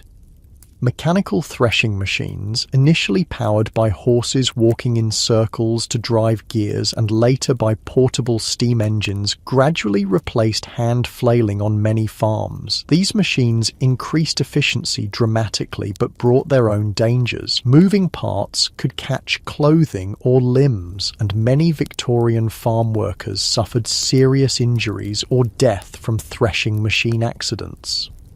You observe a horse-powered threshing machine in operation at a neighbouring farm. Horses harnessed to a horizontal wheel walk in endless circles, their movement transferred through gears to drive the threshing mechanism. Workers feed sheaves into one end of the machine, which beats and separates the grain through a series of internal operations before ejecting straw from another opening and allowing grain to fall through screens into collection containers. The dust raised by threshing creates a hazy atmosphere around the operation, coating workers' clothing and skin with fine particles that work their way into eyes, noses, and lungs. This threshing dust contributed to respiratory problems common among agricultural workers, particularly those who specialized in threshing operations. Once threshed, the grain requires further cleaning to remove remaining chaff and weed seeds before being stored in granaries or prepared for market. Women often performed this winnowing process using flat baskets called winnowing fans to toss the grain into the air, allowing breeze to blow away lighter chaff while the heavier grain fell back into the basket. Mechanical winnowing machines using fan-generated airflow increasingly replaced this hand method during the Victorian period. After the wheat harvest comes the gathering of other grains: barley for brewing and animal feed, oats for horses and human consumption, rye for bread in some regions. Each requires similar processes of cutting, drying and threshing, though the timing varies slightly based on different maturation rates. By September, the grain harvest's complete. Attention turns to other autumn crops. Root vegetables like potatoes, turnips and mangolds, a type of beet grown primarily for animal feed, must be dug from the ground and stored for winter use. Apples, pears and other fruits are gathered from orchards, some for immediate consumption but most for preservation through drying, making into cider or perry, or storing in cool, dark conditions that extend their usability through winter months. These autumn harvests, while less dramatic than the grain gathering that preceded them, are equally essential to the farm's annual cycle. Root crops in particular provided critical winter feed for livestock when fresh grass was unavailable, allowing animals to be maintained through cold months rather than slaughtered in fall as had been common in earlier periods. With harvests secured, Victorian farms began preparations for the next agricultural cycle. Fields were ploughed again, incorporating stubble from harvested crops back into the soil. Winter wheat varieties might be sown in autumn, their seeds germinating before cold weather suspended growth, ready to resume development with spring's return. These overlapping cycles, harvesting completion coinciding with preparation for future plantings, embodied the continuous nature of agricultural life. Unlike modern work, with its clear demarcations between projects, farming existed as an unbroken chain of related activities, each season's work building on the last and laying groundwork for the next. As autumn advances, you notice changes in the social patterns of farm life. With the most intensive work of harvest completed, community gatherings become more common. Harvest suppers, church festivals and fairs punctuate the season. These celebrations serve both as thanksgiving for the completed harvest and as opportunities for community bonding before winter's isolation. The harvest supper represents the most significant of these gatherings, a meal provided by the farmer for all who worked the harvest, regardless of their regular status. For one evening, social distinctions diminish as all who contributed to securing the crop share food, drink, and celebration at a common table. Songs, stories, games, and dancing typically follow the meal, creating a festive atmosphere that acknowledges the community's collective achievement. You attend such a supper at the farm, seated at a long table set up in the largest barn, cleared and decorated for the occasion. Lanterns cast warm light over the gathered workers and their families. The farmer himself stands to offer thanks for their labor and for the successful harvest. A rare public acknowledgement of the interdependence that underlies agricultural success despite social hierarchies. The meal features the best local produce, roast meats, fresh and preserved vegetables, homemade breads, pies and puddings, accompanied by liberal quantities of cider and beer. For many workers, this represents the most abundant meal of their year, a brief experience of plenty in lives often characterized by careful management of limited resources.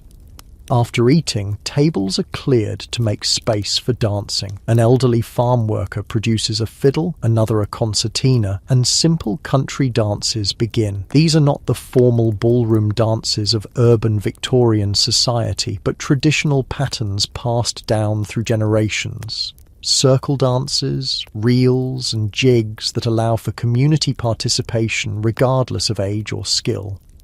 As the evening progresses, older workers share stories of harvests past, agricultural wisdom wrapped in narrative form. These oral traditions preserve practical knowledge, weather signs, planting techniques, animal husbandry practices, while simultaneously reinforcing community identity through shared history and experience.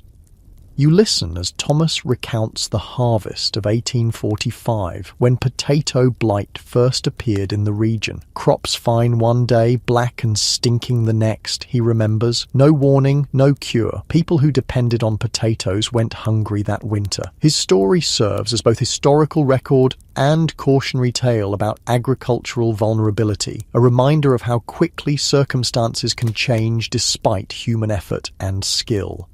The celebrations conclude earlier than modern parties might. Farm work continues regardless of festivities, and dawn will bring its usual demands. The community disperses through lantern-lit lanes to cottages and farmhouses scattered across the landscape, carrying memories of shared celebration to sustain them through coming months of more isolated winter work. Back in your cottage, preparing for sleep after the evening's unusual social activity, you reflect on the Victorian agricultural cycle you've experienced, the spring planting, summer tending, and autumn harvesting that structure rural life. Each season brought different demands and rewards, creating a varied but predictable rhythm that contrasts sharply with the constant season-independent pace of modern work. This agricultural calendar affected every aspect of rural existence, from daily work schedules to social gatherings, from economic arrangements to religious observances. The church calendar that organized Victorian religious life aligned closely with agricultural patterns, its major festivals corresponding with natural cycles of planting and harvest, death and renewal. As autumn deepens toward winter, the pace of farm work changes noticeably. Field labor diminishes as crops are secured and soil becomes less workable. Focus shifts to maintenance tasks, repairing buildings and equipment, managing stored crops, caring for livestock, now confined more closely as grazing becomes limited. These winter months historically provided time for secondary occupations that supplemented agricultural incomes, crafts like basket making, wood carving, or textile production that could be performed indoors during inclement weather. Such diverse skills remained important in Victorian rural communities despite increasing industrial specialisation in urban areas. For you, these quieter months offer opportunity to reflect on what you've learned about Victorian agricultural life, its physical demands, specialised knowledge, social structures, and deep connection to natural cycles. The modern perspective you bring allows you to recognise aspects of this world that its inhabitants might take for granted. The resilience required to face constant uncertainty, the interdependence that sustained communities through hardship, the embodied knowledge developed through generations of direct engagement with the land. As you drift towards sleep, the sounds of the Victorian countryside create a gentle backdrop. The distant lowing of cattle settled for the night, the soft hooting of an owl hunting across moonlit fields, the barely perceptible creaking of the cottage responding to night air. These sounds represent the agricultural landscape at rest, the brief quiet between cycles of active cultivation that have shaped human existence since our earliest settlements. Tomorrow will bring new tasks appropriate to the advancing season, each contributing to the complex system of food production that sustained Victorian society through times of remarkable change. Your body, increasingly adapted to this life of physical labour, will rise to these challenges with growing competence, though the gap between modern comfort and Victorian farming reality remains unbridgeable in many ways. The continuous nature of agricultural work, its lack of clearly defined endpoints or permanent achievements, represents both its greatest challenge and perhaps its deepest satisfaction, unlike modern occupations that produce finished products or completed projects. Farming exists as participation in ongoing natural processes, temporary stewardship rather than permanent creation or ownership. This fundamental difference underlies many aspects of Victorian rural mentality that might seem foreign to modern sensibilities. The acceptance of factors beyond human control, the multi-generational perspective on land management, the focus on sustainability and continuity rather than immediate maximization of yields or profits. Such differences reflect not merely technological limitations, but profound variations in how people understood their relationship to the natural world and their place within economic and social systems. As sleep claims you, your mind fills with images from the months you've spent in this Victorian agricultural world. Golden wheat moving in summer breezes, the arc of a scythe cutting through meadow grass, draft horses straining against harness as they pull ploughs through resistant soil, community members working together to secure harvests before threatening weather. These experiences have given you insight into a vanished way of life that, despite its hardships, contained forms of knowledge, connection and meaning increasingly rare in our mechanized, urbanized modern existence. The crisp morning air of November carries the unmistakable bite of approaching winter as you step outside your cottage. Frost glitters on the bare branches of trees and coats the remaining cabbage leaves in your small garden with delicate white crystals. Your breath forms clouds in the cold air, and the sun, rising noticeably later now, casts long shadows across the farmyard. Winter on a Victorian farm brings a different rhythm to life. Not the cessation of work that modern people might imagine, but a shift in focus and pace that reflects the season's natural limitations and opportunities. The frantic energy of harvest has passed, the fields now mostly bare except for winter wheat planted in autumn, its tender green shoots barely visible against the dark soil. Today's tasks reflect winter priorities, ensuring animals are properly sheltered and fed, maintaining buildings and equipment, processing crops stored during the abundant months for winter use. The good news about winter farm work is that it generally allows for later rising, with darkness limiting outdoor labour in early mornings and evenings. The bad news is that much of this work occurs in unheated spaces, with cold fingers and toes a constant companion from November through March. You join Thomas in the barn, where the day's first task involves threshing some of the grain harvested months earlier. Before mechanical threshers became common, this repetitive indoor work occupied much of winter for farm labourers. Using a flail, a simple tool with two wooden pieces connected by a short length of leather, you beat dried wheat sheaves spread across the barn floor, separating valuable grain from the surrounding chaff and straw. The work creates a familiar rhythm, the whoosh of the flail through air, the solid thwack as it strikes the grain, the shuffling step to reposition for the next swing. It's physically demanding, but generates welcome warmth in the cold barn. Dust rises from the beaten grain, filling the air with tiny particles that catch sunlight streaming through gaps in the barn walls.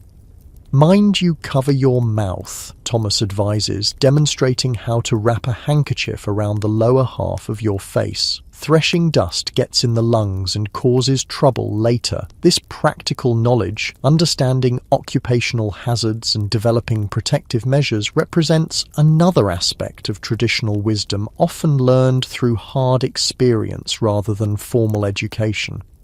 By midday, you've threshed enough grain to warrant winnowing, separating the lighter chaff from heavier grain kernels. In earlier times, this would have been done entirely by hand, tossing the threshed mixture into the air for wind to blow away lighter components while grain fell back into collection baskets. By the Victorian period, hand-cranked winnowing machines had become common on many farms, using mechanical fans to create artificial breeze for this separation. Thomas demonstrates the winnowing machine's operation, a wooden box with internal fans that create airflow as you turn a hand crank. The threshed mixture enters through a hopper at top, falling against the airstream that blows chaff out the back, while clean grain exits through a chute at bottom. It's an elegant solution that still requires human power but significantly increases efficiency over purely manual methods. The afternoon brings a shift to animal care, increasingly important as pasture becomes unavailable through winter months. The farm's livestock, cattle, horses, sheep and pigs now depend almost entirely on human provision for their survival, requiring daily feeding, watering and monitoring for health issues that could quickly become serious in winter conditions. In the cattle shed, you help distribute hay from the summer's cutting, now stored in the barn loft. The cows greet your arrival with impatient lowing, eager for fresh feed after consuming what was provided the previous day. Each animal receives a carefully measured portion, enough to maintain health through winter, but without wastage of precious stored fodder that must last until spring grazing resumes. The sheep, hardier than cattle and able to forage more effectively in poor conditions, remain outdoors longer than other livestock. Today, however, with frost lingering and weather reports suggesting snow, they're being moved to sheltered paddocks nearer the farm buildings. You and several other workers form a human chain, guiding the flock from distant fields along lanes between hedgerows. Sheep have their own stubborn ideas about direction, requiring patience and understanding of their behaviour to move effectively. The farm's sheepdog does most of the actual herding, responding to whistled commands from the shepherd with remarkable precision, circling wide to collect strays and keeping the flock moving in the desired direction. This partnership between human, dog and livestock represents one of farming's oldest and most effective working relationships. With animals secured and fed, the shortened winter day already fades toward dusk. The farmer reviews tomorrow's work plans, continued threshing, building repair, wood cutting for fuel, before dismissing workers to their homes. In winter, with darkness falling by 4 or 5 o'clock, evenings stretch longer than in summer months, offering time for activities impossible during the extended daylight working hours of the growing season. Back at your cottage, the fire built up before morning departure has burned low. Rekindling it becomes the first priority. Winter evenings without adequate heating range from uncomfortable to dangerous in poorly insulated Victorian dwellings. You add carefully measured pieces of coal, a relatively expensive fuel used sparingly and often mixed with cheaper wood or even dried animal dung to extend its heating capacity. The cottage gradually warms as the fire strengthens, creating a cozy space that contrasts sharply with the cold darkness outside. This physical contrast between protected indoor environments and harsh external conditions defines winter experience, creating appreciation for simple comforts taken for granted in milder seasons. Warmth, light, shelter, and the security of stored food that removes immediate worry about sustenance. Winter evenings in Victorian rural communities offered opportunities for activities that farming's demands prevented during busier seasons. Women used these hours for textile work, spinning, weaving, knitting, mending, producing and maintaining clothing essential for family survival. Men might engage in woodworking, tool repair, or crafts like basket making that provided supplementary income during agriculture's slower period.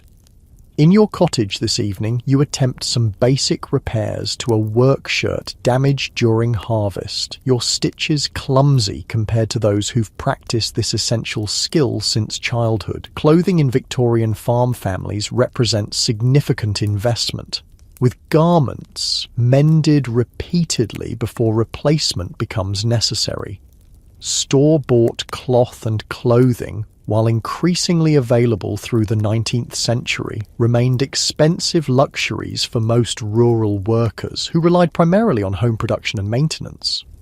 As you work, winter darkness presses against the cottage windows, relieved only by firelight and perhaps a single candle or oil lamp. Artificial lighting remained expensive throughout the Victorian period, particularly for rural workers with limited incomes. This economic reality aligned human activity with natural daylight cycles more closely than in our electrically illuminated modern world, with work beginning at dawn and largely concluding at dusk, regardless of season. A knock at the cottage door breaks the evening quiet, neighbours from a nearby farm bringing news and sociability. Winter in Victorian rural communities, despite transportation difficulties and physical isolation, often included increased social interaction compared to busier agricultural seasons. With fieldwork reduced, visiting between households became more common, creating networks of communication and support that helped communities through the challenging winter months. Your visitors bring practical purpose alongside sociability, information about an upcoming pig slaughter at their farm, with an invitation to participate in exchange for a share of the meat. This cooperative approach to winter food production allowed families to access fresh meat without each household needing to slaughter and process their own animals simultaneously. The resulting pork would be preserved through salting, smoking, or conversion to products like sausages and bacon that remained edible for extended periods without refrigeration. The conversation turns to broader news, reports of continued agricultural depression affecting farms throughout Britain. The 1870s marked the beginning of a prolonged economic downturn for British farming, driven by multiple factors, including increased grain imports from America, improved transportation that reduced shipping costs, and a series of poor harvests and livestock diseases that diminished productivity. Andersons down the valley are giving up, your neighbour mentions soberly. Can't make the rent after 3 bad years, moving to Birmingham to try factory work. This pattern, rural families abandoning farming for urban industrial employment, accelerated through the late Victorian period, fundamentally reshaping British society and landscape as rural population declined while cities expanded rapidly. For larger landowners and tenant farmers, adaptation to these economic pressures often meant conversion from crop production to livestock raising, particularly dairy farming and meat production, less vulnerable to foreign competition. For agricultural labourers, however, these changes frequently meant reduced employment opportunities as livestock required fewer workers than crop cultivation, further driving migration toward urban areas. The late Victorian period witnessed these transformative changes moving through rural communities like waves, affecting different regions and types of farms at different rates but gradually reshaping the agricultural landscape throughout Britain. Traditional farming practices that had remained relatively stable for centuries underwent rapid evolution under economic pressures, technological innovation, and shifting social patterns. Your visitors depart after finalising arrangements for the pig slaughter, leaving you alone again in the flickering firelight. Outside, the first snowflakes of winter begin drifting past your window, not yet the heavy accumulation that might temporarily isolate farms from each other, but a reminder of winter's power to transform the landscape and restrict movement. Morning arrives with a transformed world, several inches of snow covering the farm in pristine white, smoothing the contours of fields and buildings into softer shapes. The cold intensifies with snow cover, your breath visible even inside the cottage before the fire has been built up to working temperature. Despite the beauty, snow brings practical challenges that shape the day's activities. First priorities remain unchanged. Animals must be fed and watered regardless of weather conditions. Moving through snow-covered farmyard to the barn, you notice how your footprints join others already marking the white surface. The farmer and other workers ensuring livestock received early morning attention even in difficult conditions.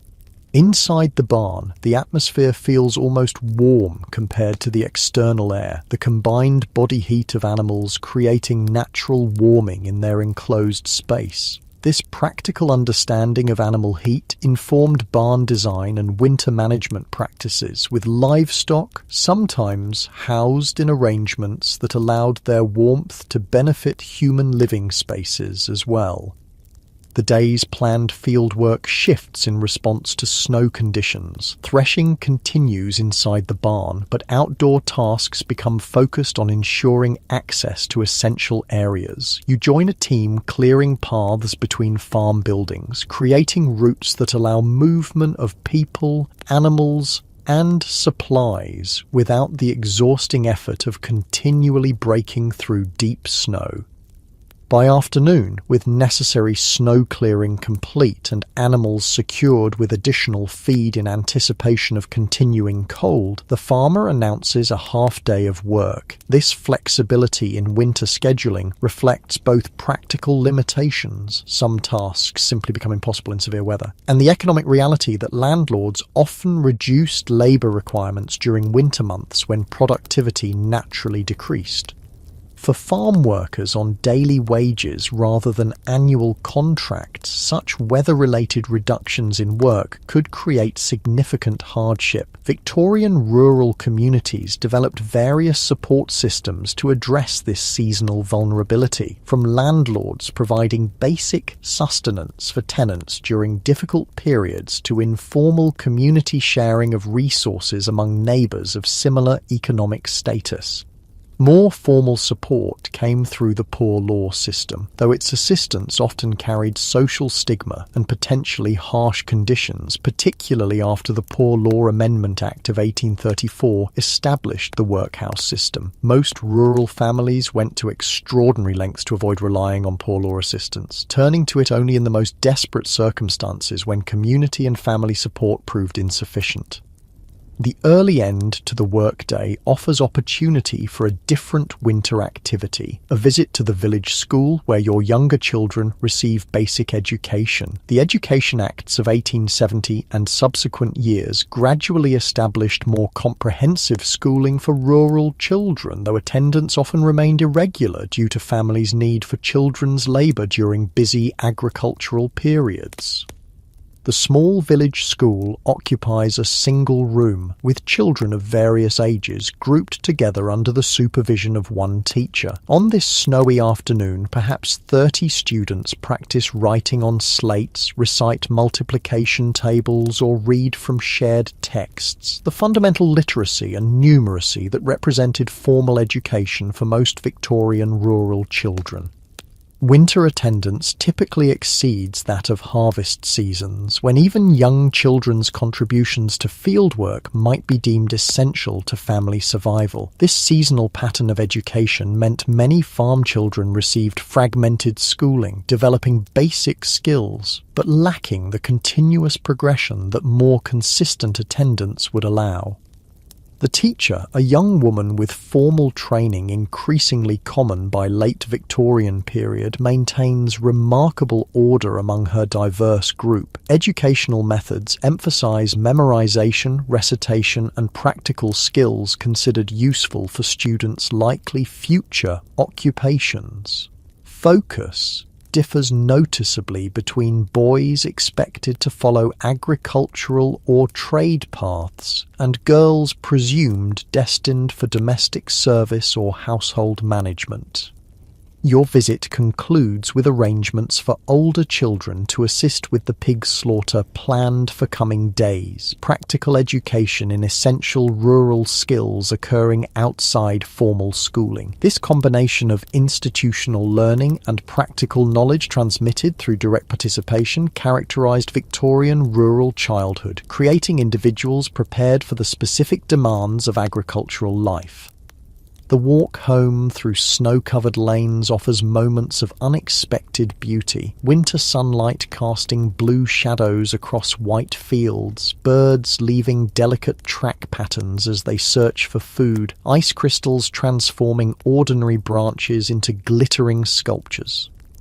Despite its harshness, winter in rural landscapes provides aesthetic experiences largely lost to modern urban dwellers. Connections to natural patterns increasingly rare in industrialized societies.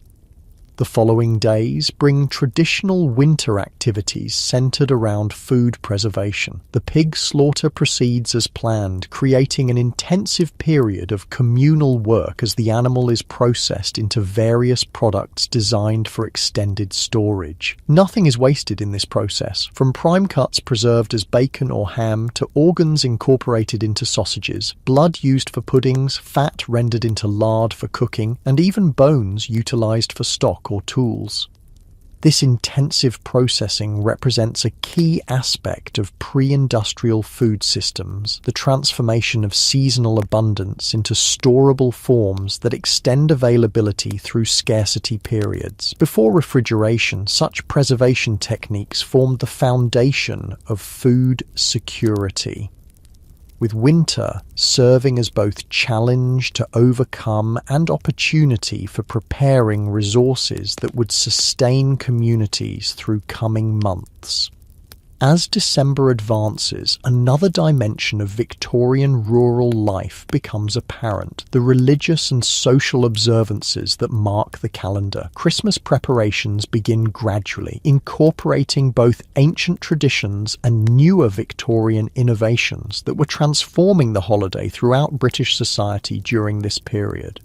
Rural Christmas celebrations typically remained more connected to agricultural traditions and pre-Victorian customs than their urban counterparts. Decorations featured natural materials gathered from the landscape, holly, ivy, mistletoe, rather than manufactured ornaments increasingly available in towns and cities. Foods reflected local production and preservation methods, with regional variations in special dishes prepared only for this annual celebration.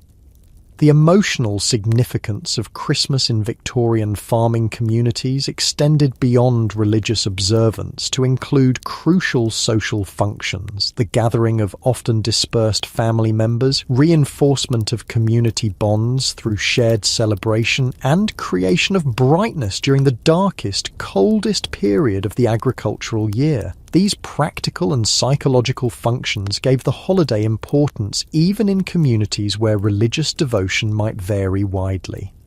As the year draws toward its close, you find yourself reflecting on the Victorian agricultural cycle you've experienced through the seasons. The spring planting full of potential and uncertainty, summer's intensive growth and care, autumn's crucial harvests determining success or failure, and winter's combination of hardship and essential rest. This continuous cycle, followed with variations for centuries, shaped not just practical activities but fundamental perspectives on time, work, and human relationship to natural processes.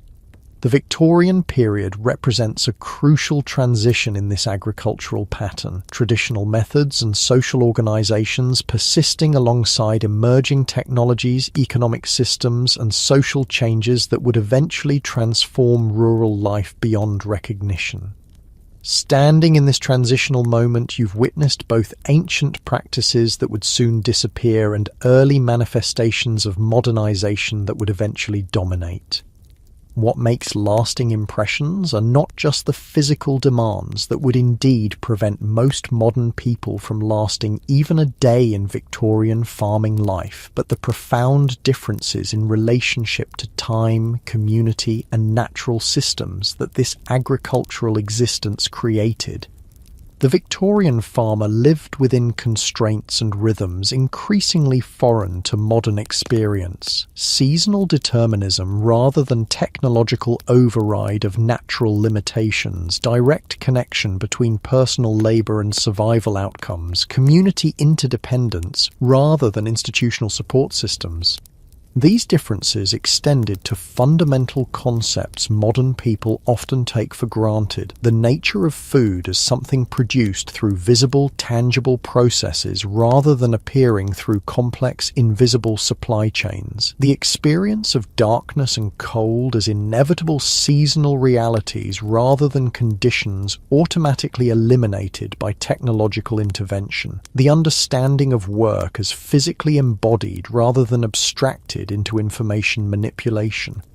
The Victorian agricultural world you've inhabited through these seasons offered hardships modern people would find intolerable: physical demands beyond contemporary conditioning, absence of medical interventions now considered basic, housing conditions lacking fundamental comforts, vulnerability to weather and natural disasters without technological buffers. Yet it also provided experiences increasingly rare in modern life: direct connection to food production, interdependent community relationships, seasonal rhythms that aligned human activity with natural cycles, and tangible relationships between effort and outcome. As your time in this Victorian farming life concludes, you carry with you deeper understanding of both what has been lost and gained in the transitions that separated that world from our own. The physical hardships, limited opportunities, social restrictions, and vulnerabilities to disease and disaster represent genuine progress overcome through subsequent generations' innovations. Yet the connections to land, community, seasonal rhythms, and direct production represent values worth reconsidering in our technologically mediated present. Perhaps the most valuable insight from this journey through Victorian farm life is the perspective it offers on our relationship with food, that most fundamental necessity transformed almost beyond recognition between their time and ours. The Victorian farmer experienced food as the direct result of visible labour, valued according to the effort required for its production, connected to specific landscapes and communities, and subject to natural limitations that no amount of human intervention could fully overcome. This perspective offers an alternative to modern food systems characterized by invisibility, disconnection, apparent abundance, divorced from production realities, and technological mediation that obscures natural limitations. Without romanticizing the genuine hardships of Victorian agriculture, we might still recognize the value in more conscious connection to food production, not necessarily by returning to Victorian methods, but by bringing greater awareness to the systems that sustain us. Similarly, the Victorian agricultural relationship with time, governed by daylight, seasons, and natural growth cycles rather than artificial schedules, offers perspective on our own increasingly detached temporal experiences. The rhythms that governed farm life connected human activity to natural patterns in ways that modern schedules often deliberately override, creating potential disconnections from biological and ecological realities that shape our existence regardless of technological mediation. As you drift towards sleep on this winter evening in Victorian farm life, the contrasts between that world and our own crystallize into clearer understanding. You wouldn't last a day as a Victorian farmer not simply because of physical demands, though those would indeed prove overwhelming for most modern bodies, but because that existence required fundamentally different relationships with food, community, time, and natural processes than those that structure contemporary life.